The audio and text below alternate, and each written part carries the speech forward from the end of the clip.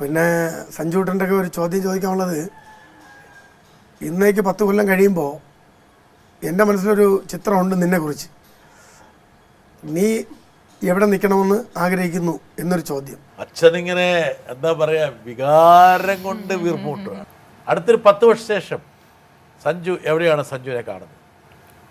പിന്നെ അച്ഛൻ ഉദ്ദേശിക്കുന്നത് എനിക്ക് മനസ്സിലായി. ഞാൻ ഇന്ത്യൻ ടീമിൽ ഏറ്റവും നല്ല പ്ലെയറായിട്ട് കളിച്ചുകൊണ്ടിരിക്കുകയായിരിക്കും ആ സമയത്ത്.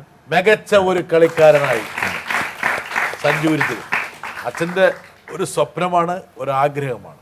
ഭയങ്കര അച്ഛൻ നേരത്തെ പറഞ്ഞ പോലെ പിള്ളേർക്ക് വേണ്ടി ജീവിക്കുന്ന ഒരു അച്ഛനാണ്. അപ്പോൾ ഞങ്ങളുടെ ക്രിക്കറ്റിൽ ഞാൻ എൻ്റെ 5-ാം വയസ്സിൽ എനിക്ക് ബോൾ എറിഞ്ഞ് തുടങ്ങിയ അച്ഛനാണ്.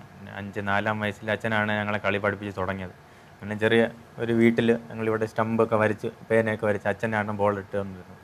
അവിടെയാണ് ഞാൻ എൻ്റെ കളിയൊക്കെ, അങ്ങനെയാണ് അച്ഛൻ എന്നെ പഠിപ്പിച്ചത്. അപ്പോൾ അച്ഛൻ നൈറ്റ് ഡ്യൂട്ടിയൊക്കെ കഴിഞ്ഞ് വരുമ്പോൾ അടുത്ത ദിവസം രാവിലെ ഉറങ്ങേണ്ട സമയമാണ്. ബാക്കി എല്ലാവരും ഉറങ്ങും, ബാക്കി കാര്യങ്ങളൊക്കെ ചെയ്യും. പക്ഷേ അച്ഛൻ ഞങ്ങളെ കളിപ്പിക്കാൻ വേണ്ടിയിട്ട് ബാസ്കറ്റ് ബോൾ ഗ്രൗണ്ടിലും ആ കോളനിയിലുള്ള എല്ലാ പിള്ളേരെയും വിളിച്ച് ഒരു ടീമൊക്കെ ഉണ്ടാക്കി. അച്ഛൻ്റെ ഫുട്ബോൾ ടീമുണ്ട്. അപ്പോൾ അതിൽ ഫുട്ബോൾ കളിക്കുന്ന ആൾക്കാരെ കൊണ്ട് ഞങ്ങളെ ബോൾ എറിയിപ്പിച്ച്. ഞാൻ 7-8 വയസ്സേ ഉള്ളൂ. അപ്പോൾ എനിക്ക് 22 വയസ്സുള്ള ആൾക്കാരൊക്കെ ബോൾ എറിഞ്ഞിട്ടുണ്ട്. അപ്പോൾ അത് നോർമൽ വിക്കറ്റും കൂടെ അല്ല. അച്ഛൻ പറയും പകുതി നോടി വന്ന് എറിയാനൊക്കെ പറയും. അപ്പോൾ അങ്ങനെയൊക്കെ ട്രെയിൻ ചെയ്ത് ആ രീതിയിലൊക്കെ ഒരു സ്വപ്നം കണ്ടതാണ്. അപ്പോൾ ഇനിയും ഞാൻ നല്ല വഴി കൂടെയാണ് പോയിക്കൊണ്ടിരിക്കുന്നത്. അച്ഛൻ്റെ ആ സ്വപ്നം എത്തണം എനിക്ക്. നേരത്തെ രാഹുൽ പറഞ്ഞ പോലെ ഞാൻ ഓരോ മാച്ച് ഔട്ടാകുമ്പോൾ ഞാൻ അച്ഛനെ വിളിച്ച് എന്താ പറയേണ്ടതെന്ന് ഒരു 10 മിനിറ്റ് ആലോചിച്ച് കഴിഞ്ഞിട്ടും വിളിക്കാറില്ല. ചിലപ്പോഴൊക്കെ ഫോണൊക്കെ ഓഫ് ചെയ്ത് ഞാൻ കിടന്നുറങ്ങും. അത്രയ്ക്കും കണക്റ്റഡ്, അല്ലെങ്കിൽ അത്രയ്ക്കും അച്ഛന് വേണ്ടി കളിക്കുന്ന ഒരു ആളാണ്. അപ്പോൾ അത് ഭയങ്കര സ്ട്രോങ് ആയിട്ടുള്ളൊരു ഇമോഷനാണ്. അതാണ് എന്നെ ഇതുവരെ എത്തിച്ചിട്ടുള്ളത്. ഇനിയും അതാണ് എന്നെ മുകളിലോട്ട് കൊണ്ടുപോകാൻ പോകുന്നത്.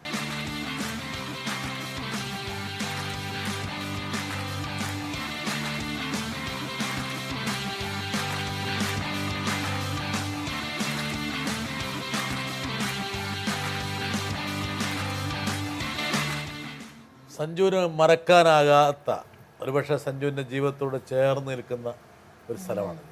അതെ, മെഡിക്കൽ കോളേജ് ഗ്രൗണ്ട്. ഇതിൻ്റെ ഓരോ മണൽത്തരിയും സഞ്ജുവിന് പരിചയമായിരിക്കും അല്ലേ? അതെ, മെഡിക്കൽ കോളേജ് ഗ്രൗണ്ടാണ്. ഇവിടെയാണ് സഞ്ജു എന്നുള്ള നമ്മുടെ ഏറ്റവും പ്രിയങ്കരനായ ക്രിക്കറ്റ് താരം പിച്ച വെച്ച് തുടങ്ങി. ഡൽഹിയിൽ അച്ഛൻ കോളനിയിലുള്ള ചെറിയ കസർത്തുകളൊക്കെ നടത്തിയെങ്കിൽ പോലും അവിടെ നിന്ന് ഇങ്ങോട്ട് വരാനുള്ള കാരണം എന്തായിരുന്നു സഞ്ജു? മെയിനായിട്ട് കളിയായിരുന്നു. ഞങ്ങൾ രണ്ടുപേരുടെയും കളിയായിരുന്നു. അപ്പോൾ അച്ഛൻ അവിടെ ഡൽഹി പോലീസ് ജോലിയായിരുന്നു. ഞാൻ 7th പഠിക്കുന്നു, ചേട്ടൻ 8th പഠിക്കുന്നു. അപ്പോൾ പെട്ടെന്ന് ഒരു ദിവസം അച്ഛൻ അടുത്ത ആഴ്ച നിങ്ങൾ കേരളത്തിൽ പോകണം, മതി. അച്ഛൻ പെട്ടെന്നൊരു തീരുമാനം പറഞ്ഞു, ഇനി നമ്മൾ കേരളത്തിൽ കളിച്ചു തുടങ്ങും. അപ്പോൾ ഞങ്ങൾക്ക് കൊള്ളാം, ശരി, കളിക്കാൻ വേണ്ടി ഞങ്ങൾ റെഡിയായിരുന്നു. അപ്പോൾ അങ്ങനെ ഞങ്ങൾ ക്രിക്കറ്റ് താരമാക്കണം എന്നുള്ളതായിരുന്നു ആഗ്രഹം. തീർച്ചയായിട്ടും 5-ാം വയസ്സിൽ അച്ഛൻ ആ ഒരു സ്വപ്നം കാണും. 5-ാം വയസ്സിൽ അച്ഛന് ഏതാണ് അച്ഛനൊരു ഫുട്ബോളറായിട്ട് ഫുട്ബോൾ വേണ്ടതില്ലെന്ന് തീരുമാനിച്ചെന്താണ്? ഇത് ഞാൻ ഇതുവരെ ചോദിച്ചിട്ടില്ല. അത് ചോദിക്കണം, തിരിച്ച് വീട്ടിൽ എത്തിയാൽ ചോദിക്കണം. ഇങ്ങനെ ഞാൻ ചോദിച്ചെന്ന് പറയണം. അങ്ങനെ ക്രിക്കറ്റ് കളിക്കാൻ വേണ്ടി മാത്രമാണ് ഞങ്ങൾ എല്ലാവരും കേരളത്തിലോട്ടായത്. അപ്പോൾ അച്ഛൻ അവിടെ ജോലി, പിന്നെ വോളണ്ടറി റിട്ടയർമെന്റ് എടുത്തിട്ട് പിന്നെ അച്ഛൻ ഇങ്ങോട്ട് വന്നു. അങ്ങനെയാണ് ആദ്യത്തെ ദിവസങ്ങളൊക്കെ ഓർമ്മയുണ്ടോ? തീർച്ചയായിട്ടും അത് ഒരിക്കലും മറക്കാൻ പറ്റാത്ത ദിവസങ്ങളാണ്. അപ്പോൾ ഞങ്ങൾ വിഴിഞ്ഞത്തായിരുന്നു വീട് ഞങ്ങളുടെ. അപ്പോൾ ഞങ്ങൾ ഒരു ഓട്ടോയിൽ അങ്ങനെ ഞാനും ചേട്ടനും അച്ഛനും ഓട്ടോ ഡ്രൈവറും ഒരു വലിയ കിഡ് ബാഗൊക്കെ നമ്മൾ മടി വെച്ച് ഇങ്ങനെ മെഡിക്കൽ കോളേജ് ഗ്രൗണ്ടിൽ വന്നു.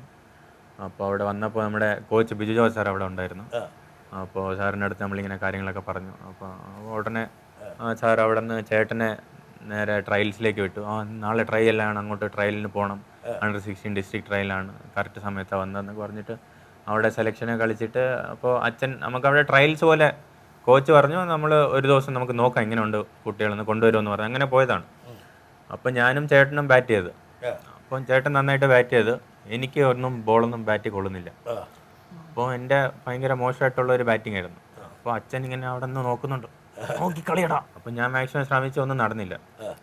അപ്പോൾ അച്ഛൻ പറഞ്ഞു, ഇവൻ നന്നായിട്ട് ഓസ്പിൻ അറിയും സാർ എന്ന് പറഞ്ഞു. അപ്പോൾ ഞാൻ ഓസ്പിൻ അറിഞ്ഞു. നെറ്റ്സിൽ ഓസ്പിൻ എറിഞ്ഞപ്പോൾ ഓസ്പിന് നെറ്റിലൊക്കെ കുരുങ്ങിയിരുന്ന് നെറ്റിൻ്റെ പുറത്തൊക്കെ പോയി ഭയങ്കര ബഹളമായിരുന്നു.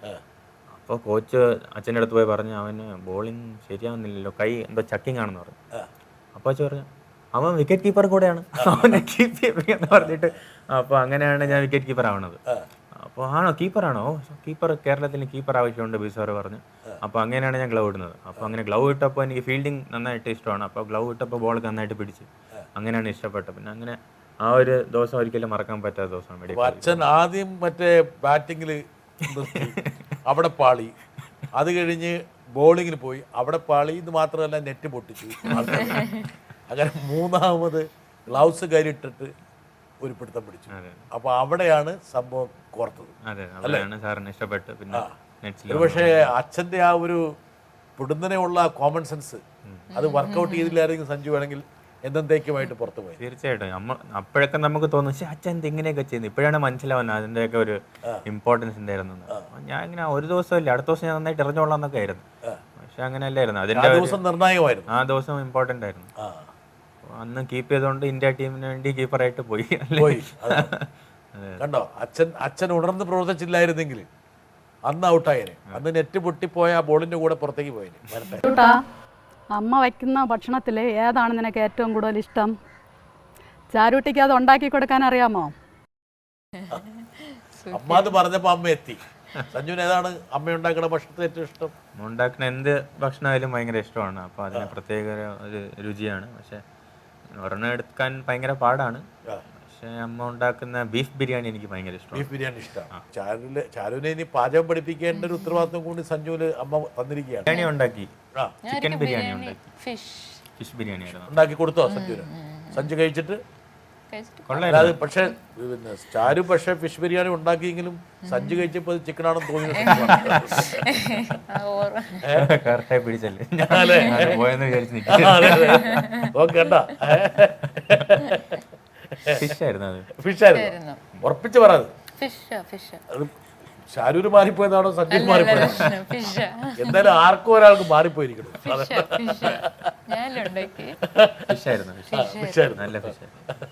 നല്ല ഫിഷാണ്.